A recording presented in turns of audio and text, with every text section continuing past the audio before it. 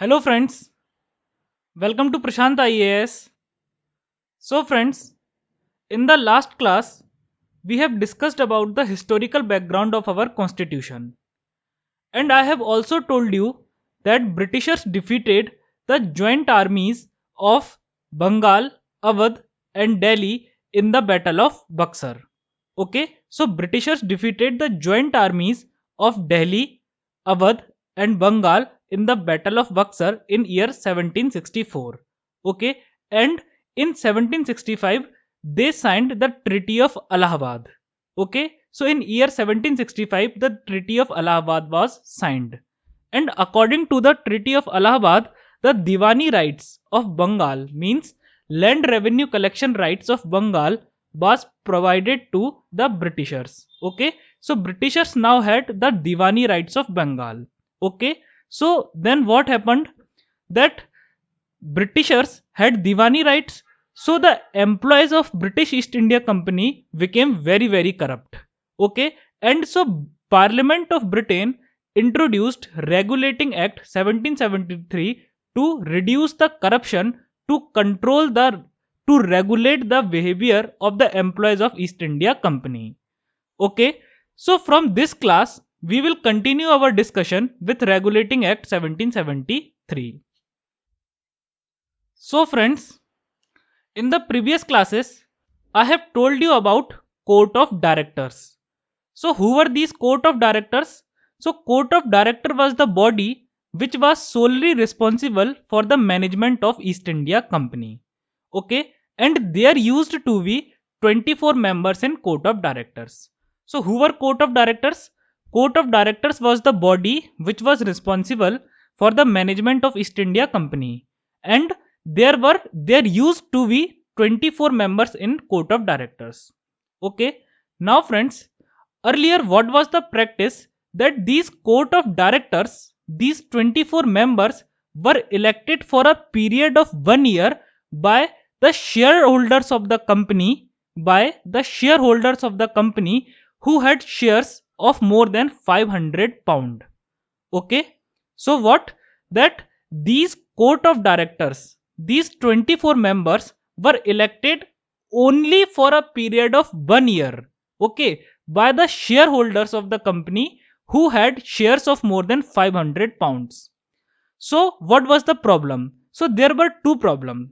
First problem was that 1 year period is a very short period. Okay, so friends, 1 year period is a very short period. So these Court of Directors, these members, were unable to understand and acquire the grip over the affairs of the company. Okay, so 1 year period was very short to understand the functioning of the company and to acquire the grip of the company.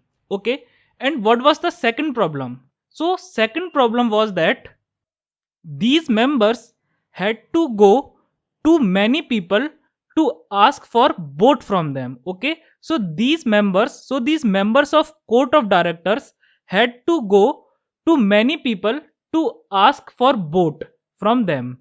Okay, so to solve both of these problems, Regulating Act 1773 introduced a new system. Okay, so what was that new system? So now the term of the Court of Directors was increased from 1 year to 4 years. Okay, so now they were appointed for 4 years. So now 4 years is a very big period. So now they could easily understand the functioning of the company, and they could also get the grip of the company in their hands.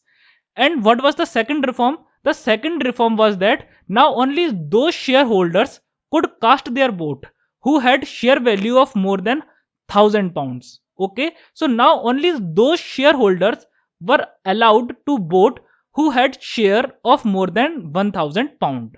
Okay, now what was the second reform? Means what was the second provision of Regulating Act 1773? So friends, according to Regulating Act 1773, Court of Directors were required to report British government about the company's revenue, civil and military affairs in India. Now what does it mean? It means that it was the duty of Court of Directors. Okay, it was the duty of these 24 members to give a detailed report about the affairs of company. For example, the wars and treaties done by the company. Okay, revenue collected by the company. Okay, so it was the duty of this court of directors to give the detailed report about the works of East India Company to British government. So now British Parliament or British government had a good control over East India Company. So by regulating Act 1773, British Parliament increased its control over East India Company. Now what was the third provision? So friends, according to Regulating Act of 1773, Governor of Bengal became Governor General of Bengal. Okay, so the post of Governor of Bengal was designated as Governor General of Bengal, and the first Governor General of Bengal was Warren Hastings. So now what does it mean that he became Governor General of Bengal from Governor of Bengal? So friends, what was the practice earlier? So earlier what was the practice? That the governors of Bengal, Bombay and Madras presidencies were independent of each other, and none was subordinate to none. Okay, so no governor was subordinate to other. Okay, and they were independent of each other, and they independently report about the affairs of company, about the affairs of their presidency to the court of directors sitting in Britain. But after regulating Act 1773, Governor General of Bengal became the boss. Okay, so Governor General of Bengal became the boss of governors of Bombay and Madras presidencies. Okay, so now Governor General of Bengal would give orders to governors of Bombay and Madras. Okay, so now Governor of Bombay and Madras presidencies became subordinate to Governor General of Bengal. So now this was the first attempt to make a centralized system in India. Why? Because now the governor of Bombay and Madras presidencies were not allowed to directly report to court of directors sitting in Britain. They had to report to Governor General of Bengal sitting in Calcutta. Okay, so now what happened, that Governor of Bombay and Madras presidencies became subordinate to Governor General of Bengal. So Governor General of Bengal would give them order, and they had to follow the orders given by Governor General of Bengal. Okay friends, then what happened? An executive council was made to help Governor General of Bengal in his works. Okay, and there used to be 4 members in executive council. Okay, so an executive council was made, and there were 4 members in that executive council, and the function of that executive council was to help Governor General of Bengal, means Warren Hastings, in his work. Now what was the third next provision? So friends, this act provided for the establishment of Supreme Court in Calcutta. Means a Supreme Court was to establish in Calcutta. And what was the organization of Supreme Court? So the organization of Supreme Court was, there was one Chief Justice and 3 other judges. So what was the organization of Supreme Court? So there was one Chief Justice and 3 other judges of Supreme Court. Okay. Now what is the next provision? So friends, according to Regulating Act of 1773, the employees of East India Company were prohibited from doing their private trade. Now what does it mean? It means that now the employees of the company could not do their private trade in India. Okay, so they were prohibited from doing any private trade. Why? Because they became very corrupt. They were very corrupt. They were using the resources of company. They were exploiting the people of India for their own means. Okay, and company was going in loss. So the Parliament of Britain, through the Regulating Act of 1773, ordered that now the employees of the company are not allowed to participate in private trade. Okay, and moreover, this act also prohibited the company's servants to accept gifts of bribe from natives. Means now the employees of East India Company were not allowed to accept any gift or bribe from Indians. Okay friends, So this was all about the Regulating Act 1773. Friends, there were some flaws or problems in Regulating Act 1773. So what were those problems? So first problem was that Regulating Act 1773 did not define the relations between Governor General and Supreme Court. Okay, so the relations between Governor General of Bengal and Supreme Court were not defined in Regulating Act 1773. Moreover, it created one more problem. What was that problem? Friends, till now, the employees of the company were subordinate to Governor General of Bengal, okay, or Governor of Bengal, because before Regulating Act of 1773, Governor General of Bengal was Governor of Bengal, and after this act, Governor of Bengal became Governor General of Bengal. So earlier, what was the practice? That employees of the company were subordinate to only Governor of Bengal. They would had to receive orders only from Governor of Bengal. But now, after Regulating Act 1773, the employees of the company became subordinate to Governor General of Bengal as well as Supreme Court. So employees were super confused that whether to follow the orders of Supreme Court or whether to follow the orders of Governor General of Bengal. So this act provided for a dual administrative structure. So it was like a dual administrative structures where the employees of the company were under two bosses. One boss was Governor General of Bengal and another boss was Supreme Court. Okay. So friends, Parliament of Britain passed Act of Settlement 1781 to deal with the shortcomings of Regulating Act 1773. So now we will continue our discussion further with Act of Settlement 1781. So what was the motive of passing Act of 1781?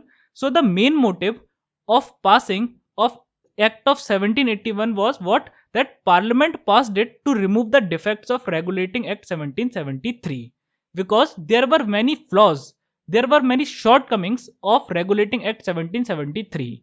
So Parliament of Britain passed Act of Settlement 1781 to remove all the defects and flaws of Regulating Act 1773.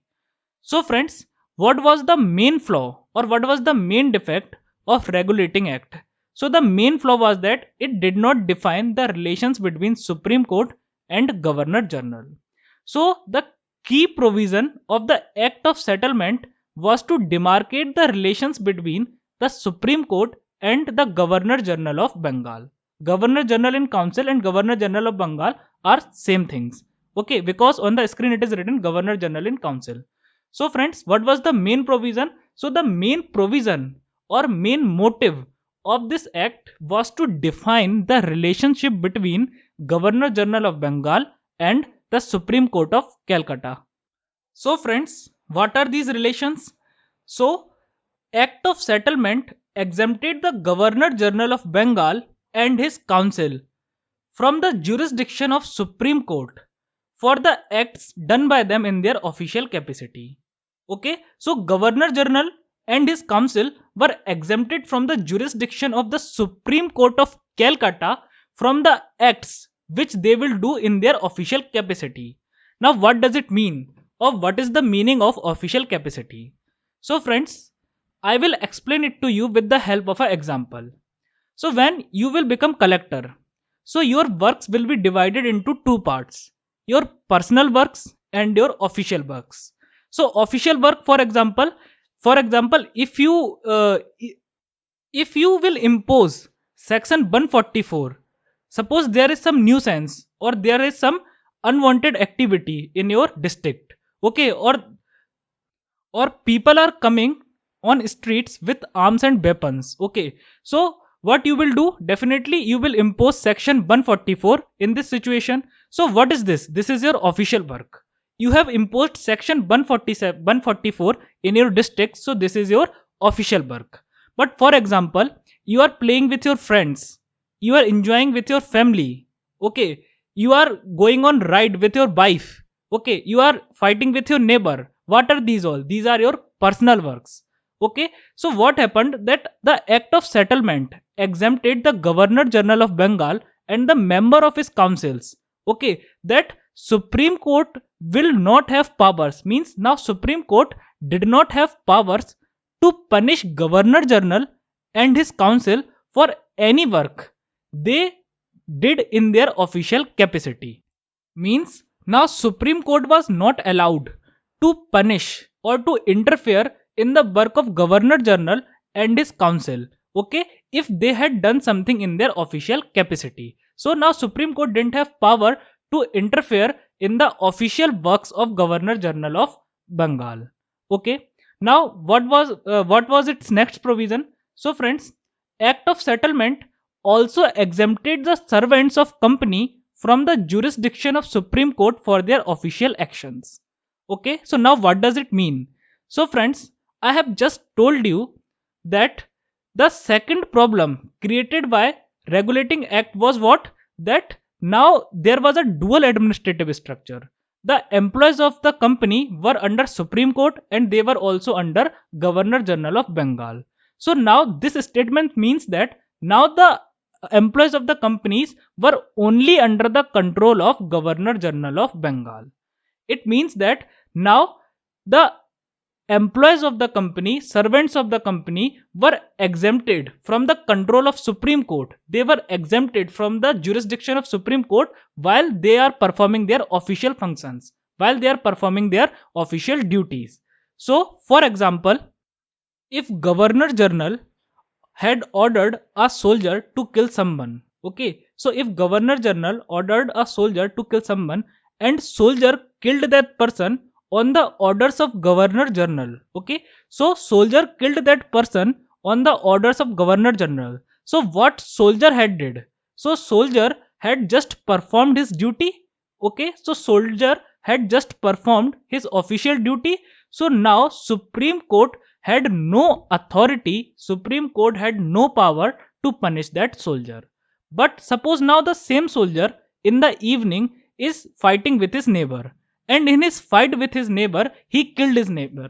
So okay, so in his fight with his neighbor he killed his neighbor. So now Supreme Court had the authority to punish him. Why? Because Supreme Court had authority to punish the employees of the company in their personal matters. Okay, so Supreme Court had the authority over the employees of the company in their personal matters, but Supreme Court did not have any authority over the employees of the company in their official matters. Okay, so who had the control of all the employees of the company in official matters? Governor General of Bengal had the control of all the employees of the company in official matters. Okay, so I hope friends you are clear with all these terms. So friends, what was the next provision? So next provision was that according to the Act of Settlement, revenue matters were also excluded from the jurisdiction of Supreme Court. Okay, so what does it mean? So for example, suppose an income tax inspector went to a big jamindar to collect tax from him. Okay, and jamindar refused to pay him taxes. Okay, and they started fighting with each other. So now Supreme Court will not decide that who is guilty, or Supreme Court will not decide that who should be punished. Who will decide? Governor General of Bengal will decide. So Governor General of Bengal will send police or army, okay, to help that income tax inspector, and Governor General of Bengal will punish the jamindar. Okay, so Act of Settlement tried to solve all the problems created by Regulating Act 1773. But friends, even after the passing of Act of Settlement, the employees of British East India Company remained corrupt, and there were many flaws and problems in the administration of East India Company. So now what happened? Now the Parliament of Britain passed Pitt's India Act 1784. So now what was that Pitt's India Act 1784? So friends, according to Pitt's India Act, the commercial functions and political functions of the East India Company were separated. Okay, now what does it mean? It means that now the commercial functions, means functions related to trade, functions related to business, will be performed or will be managed by a different body. Okay, so all the commercial functions of the companies were managed by court of directors. Okay, so all the commercial functions means trade related functions of the companies were vested in court of directors. But for political affairs, a new body was made to manage the political affairs. Political affairs means, for example, military administration, civil administration, collection of revenue. So for looking after political affairs, a new body was made, and the name of that body was Board of Control. Okay, so from now onwards, the commercial affairs will be looked after by court of directors, and political affairs will be looked after by Board of Control. Okay, so now what was the organization of Board of Control? So friends, there were 6 commissioners in Board of Control. Okay, so there were 6 members, and these members were called as commissioners. So there were 6 commissioners in Board of Control, and these commissioners were appointed by the crown. Okay, so these commissioners were appointed and removed by the crown. Means queen had the sole power. Queen had the power to appoint them, and queen had the power to remove them. Okay, so they remained in their office until the pleasure of queen. So they remain in their office till the pleasure of queen. Okay, so their appointment and removal was done by the crown. So now what does it mean? It means that British crown or British parliament strengthened its control further. British parliament increased its control further, strengthened its control further over East India Company. Why? Because these commissioners will look after the political affairs, and these commissioners are in the control of crown. Okay, now friends, this board was empowered to supervise and direct all the operations of civil and military government or revenue of British possessions in India. Now what does it mean?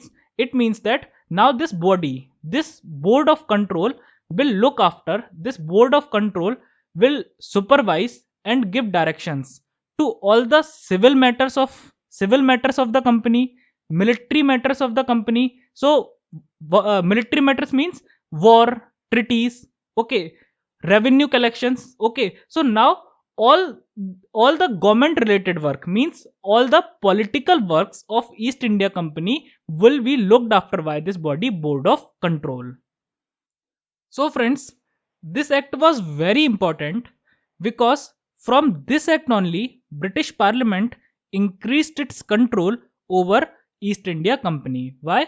Because now court of directors were only allowed to look after the commercial or trade related affairs of East India Company. But all the political affairs means affairs related to military, affairs related to wars and treaty, affairs related to the revenue collection, treasury. So all the political affairs of the East India Company were looked after by Board of Control, and this Board of Control was in the hands of British Crown. This Board of Control was in the hands of Parliament.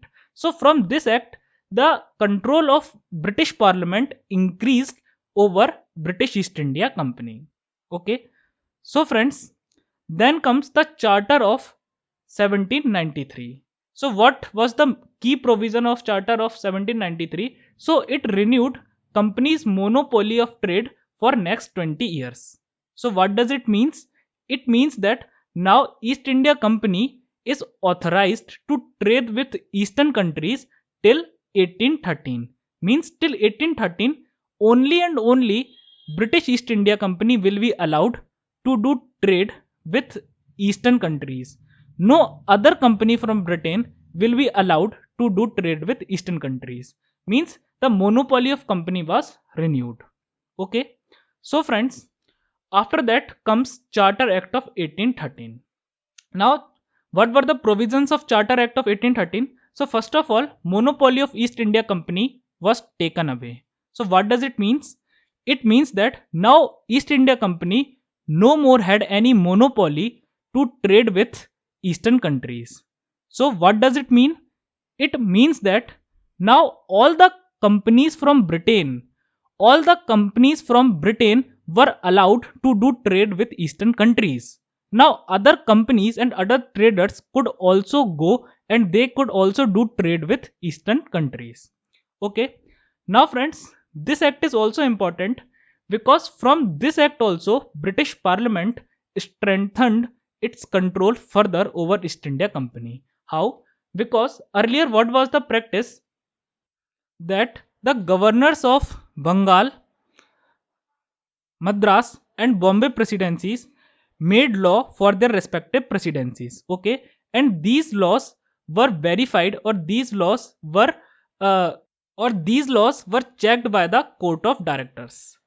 But now it was not the practice. Now what happened? The law made by the three councils means governor and the council of Bengal, Madras and Bombay. So law made by the governor of Bengal, law made by governor of Madras and law made by governor of Bombay were required to be laid before parliament. So first of all they will made law, after that the law will be presented to the parliament, and only when parliament will pass the law, only when parliament will approve the law, then only law would be enforced. Okay, so until the law, so friends, the law made by these governors and their council is useless until it is passed by the Parliament of Britain. Okay, so it was made compulsory that any law made by the governors should be first produced before the Parliament, and after it is passed by the Parliament, then only that law can be enforced. Okay, so this was Charter Act 1813. Now, friends, then comes the Charter Act of 1833. So, what were the provisions of Charter Act 1833? So, first of all, it designated Governor General of Bengal as Governor General of India. So, now the Governor General of Bengal became Governor General of India, and first Governor General of India was William Bentinck. Okay, so first Governor General of India was Lord William Bentinck. Okay, friends, so now what is its significance that Governor General of Bengal had become Governor General of India? So its significance is that now Governor General of India is the in charge of all the British provinces in India. Governor General of India is the head. Governor General of India is the ruler of all the British provinces in India. It means that the Charter Act of 1833 again strengthened the central government, again strengthened the central oriented administrative system in India. Okay, means it again increased, it again strengthened the central oriented administrative system in India. Okay, or unitary form of government, or a centralized administrative system in India. So, friends, all the civil and military powers were vested in Governor General of India. Means all the civil and military powers of India were vested in Governor General of India. It means that his decision was final in anything. His decision was final in anything. For example, whether to declare war or not, whether to sign a treaty or not. Okay, so the decision of Governor General of India was final because he was the supreme authority in India. Okay, beside that, all the legislative powers were vested in Governor General of India. Means Governor General of India now had exclusive legislative powers. Now what does it means? So friends, earlier what was the practice? That the governor of Bengal was making law for his presidency, governor of Bombay was making law for his presidency, governor of Madras was making law for his presidency. But now, according to the Charter of 1833, their legislative powers were taken away. It means that now the governor of Bombay and governor of Madras were not allowed to make law.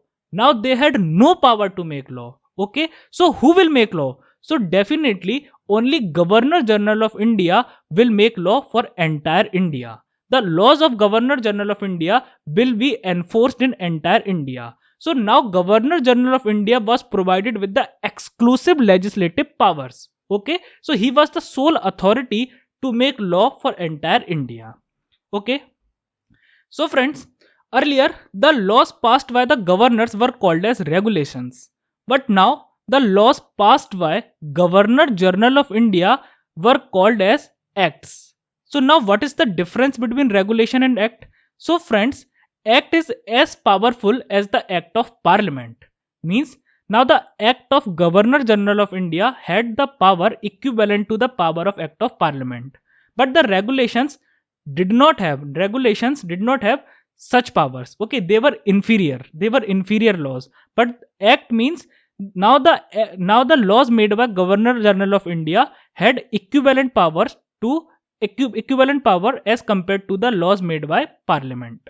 Okay, now friends, one more member was added in the council of governor general of India. Okay, so one more member was added in the council of governor general of India, and that member was called as law member. Okay, so what was his function? His function was to assist, his function was to give recommendation, uh, uh, his function was to advise governor general of India while making law. So while governor general of India is making law, the duty of the law member was to advise him, was to tell him that what is wrong, what is right, or in short, his duty was to assist governor general of India in making of law. Okay, but friends, this member did not have any executive powers. Okay, this member did not have any say in the executive works of the government.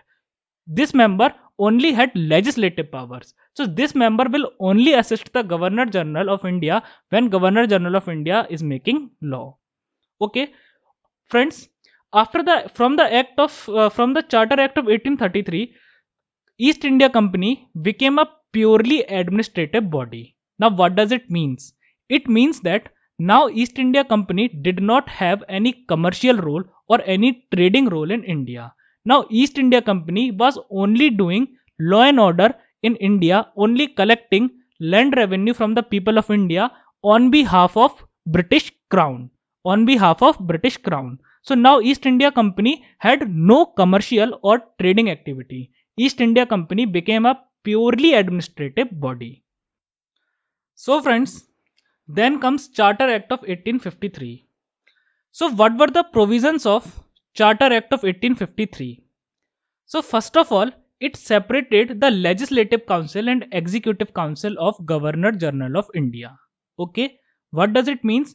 It means that till now what was the practice, that there was one body known as Executive Council, and the same body was helping Governor General of India when he was making law, and same body was helping Governor General of India when he was executing law. Means same body was doing legislative and executive functions. But now these two bodies were separated. Now Legislative Council was a separate body and Executive Council was a separate body. So according to the Charter of 1853, a separate Legislative Council was made. So Legislative Council means a body to make law. Okay, so according to the Act of 1853, Legislative Council and Executive Council of the Governor General of India were separated. So now Legislative Council is a different body and the function of Legislative Council is to make law. Now friends, there used to be 12 members in the Legislative Council of Governor General of India. So how many members? 12 members. Now who were those members? Okay, because question can be asked in prelims. So we need to know that who were those members. So first member was Governor General of India himself. Okay, so first member was Governor General of India. Second member was Commander in Chief of Army. Okay, so means Supreme Commander of Army. Okay, so Commander in Chief of Army. Now four members of the Executive Council. Okay, four members of the Executive Council of Governor General of India were also part of this, were also the part of this Legislative Council. Okay, so four members of the Executive Council of Governor General of India also became part of Legislative Council. Okay, then two English judges of Calcutta Court. What does it means? It means that two judges. Okay, so Chief Justice of Court, Chief Justice of Supreme Court, and plus one more judge of Supreme Court. Okay, after that, four officials were appointed by the local government of Bengal, Madras, Bombay, and Agra. Okay, so what does it means?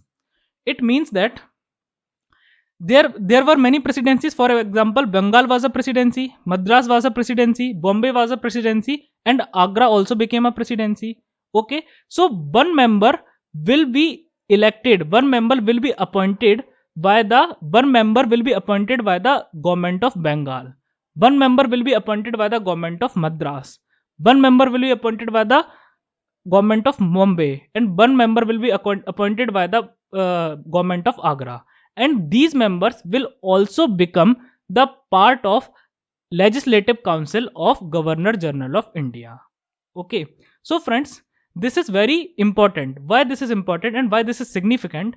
Because this was the first time when the regional representation started in the Legislative Council, Central Legislative Council of Governor General of India. Why? Because until now, what was the practice? That there was an executive council, and the same executive council was helping Governor General of India when he was making law. But now there is a separate body for making law. What is that body? Legislative Council. And in Legislative Council, there was the representation from the provinces. There was the representation from the local level. Why? Because 4 members were appointed by the local governments of Bengal, Madras, Bombay, and Agra. So representation was started in the Legislative Council as before as 1853, as long as in 1853. Okay. After that, friends, what happened that till now executive and legislative functions were performed via same body, executive council. Okay, so till now legislation was not understood as a specific and a important function of the government. But after the act of 1853, legislation or the making of law was recognized as the special function of the government. Okay, and a separate body was dedicated for it, a separate machinery, a separate mechanism was dedicated for it. Okay, so the procedure of the Legislative Council of the Governor General of India was similar to the Parliament of Britain. So it was functioning like a mini parliament. Okay, so if you want to imagine the Legislative Council of Governor General of India, then you can imagine a mini parliament. Okay, it is a small parliament. Okay, so after the act of 1853, legislation was recognized as a specific and a very important function of the government. Okay, now friends, what was the procedure to make law? So laws were passed on the basis of majority. Means if the support of more than 50% members is enjoyed by a bill, then the bill will be passed and bill will become a law. Okay, so for example, so friends, after the law, after the bill is passed by the council. Okay, for example, there are 12 members in the council. So if seven members will support the bill, then definitely bill will be passed. Okay, so after the bill is passed by the council, then the signature of Governor General of India was needed. Okay, and only when Governor General of India will give his assent, or only when Governor General of India will sign the bill, then only the bill will become the act. So the assent of Governor General of India was mandatory. Okay, even if the law was passed by, even if the law is passed by council, but then also if the law is not signed by Governor General of India, then it will not become a law. Okay, moreover friends, Governor General had the veto power. Now what is veto power? So veto power means, for example, there were 12 members in the legislative council. Okay, so there were 12 members in the legislative council. So suppose the bill is supported by 11 members. Okay, huge majority. So bill is supported by 11 members, commander in chief, 4 members of executive councils, 2 English judges, 4 officials appointed by the local governments. So okay, so they all supported the bill. But even if Governor General is not agreed with the bill, then Governor General can apply his veto power, and by applying his veto power, he can declare the bill null and void. Okay, he can declare the bill invalid. So Governor General of India was very powerful. He had the veto power. Even if 11 members were supporting the bill, and if Governor General was not in the favor of bill, then Governor General of India could declare any bill null and void.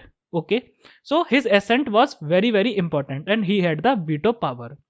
Okay friends, moreover, this act extended the rule of company. Okay, this act extended the rule of company, but it did not specify any period. Okay, so for example, in the act of 1833, Okay, it was specified that for next 20 years the rule of company is continued, the rule of company is extended. But in this Charter Act, British Parliament extended the rule of company, that company should rule over India on behalf of British Crown. But in this Charter Act, British Parliament did not specify any period, that until which, until when company should rule over India. So it was expected that British Parliament is planning to snatch the rule of India from British East India Company. Okay, so it was expected. People were expecting that British Parliament is planning to take all the powers of India, all the powers of British Indian government in its own hands, and British Parliament is planning to snatch all the powers from British East India Company. Okay, then friends, what happened? That this act introduced open competition system for civil servants. So who are civil servants? So for example, you people want to become IAS officer, IPS officer. So similarly, there were ICS officers in British period also. Okay, so there were as you want to become IAS, at that point of time there used to be ICS. So ICS of British period and IAS of today's period, okay, are equivalent. So if you want to become ICS, so what was the process earlier? So earlier the ICS officers or IAS officers, okay, were nominated by the board of directors. Okay, so I have told you about board of directors. So what was the practice earlier? That these IAS officers were nominated by the board of directors. But what happened? What happened now, that that this act introduced the open competition system. For example, the open competition is conducted by UPSC. Okay, open competition is conducted by UPSC for the recruitment of IAS and IPS officers. Similarly, what happened, that this act introduced a open competition system for civil servants. Means now all people with some minimum qualification, for example, at least a graduation degree is needed to become an IAS officer. Similarly, all the people with some minimum educational qualification were able to appear in the examination. Okay, now it was on their capability whether they will clear the exam or not, but they were allowed to appear in the examination. Okay, and the people who will come in merit, they will become the ICS officers. Okay, and friends, Indians were also introduced, means Indians were also included, means that Indians were also allowed to appear into the examination. And the Macaulay committee was constituted in year 1854 to implement this provision. Okay, so because what was the practice earlier? Earlier ICS officers were nominated by the board of directors, but now according to the Charter Act of 1853, these officers had to be recruited according to the open competition system. Okay, so it introduced a open competition system, that now there will be an exam, and all the people with certain minimum educational qualification, for example bachelor's degree, will be allowed to appear in the exam, and the people who will come in merit, they will become the ICS officers. And Indians were also included in this. Okay, so Indians were also allowed to appear in the examination. Okay, so friends, what happened after that? That in 1857 the revolt broke out, and with the revolt, the second phase of the development of our constitution ended. Okay, so the second phase of the development of our constitution ended in 1858, and the revolt was started in 1857. Okay, so friends, in the next class we will continue our discussion with the third phase of the development of our constitution. Okay, so from tomorrow we will continue our discussion with Government of India Act 1858. So friends, at last I request you all to subscribe to my channel, like the video, comment, share, and share this channel to all the people you know who are preparing for UPSC or any state PSC. Till then, take care of yourself. Thank you.